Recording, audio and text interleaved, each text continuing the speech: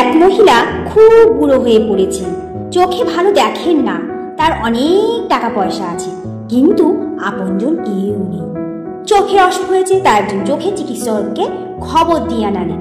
বুড়ি বললেন, আমার চোখ সারিয়ে দিন ডাক্তার বাবু, আপনাকে ভালো বকশিশ দেব। চিকিৎসক বললেন, বেশ তাই হবে।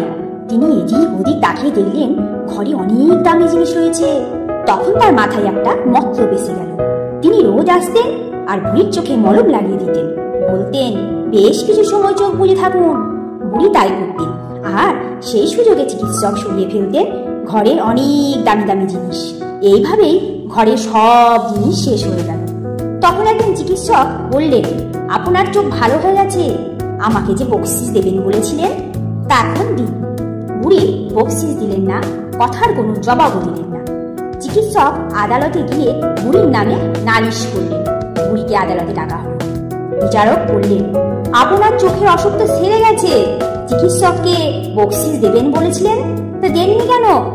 বুড়ি জবাব দিলেন, না হুজুর, আমার চোখের অসুখ সারেনি, তার চেয়েও খারাপ হয়েছে। বিচারক বললেন, কি করে বুঝলেন?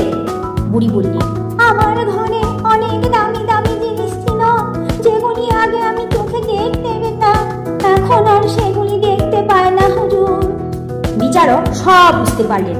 তখন চিকিৎসককে বললেন, আপনি ওর ঘর থেকে যেসব জিনিস নিয়ে গেছেন সেগুলি ফেরত দিন, নইলে আপনাকে সাজা দেওয়া হবে।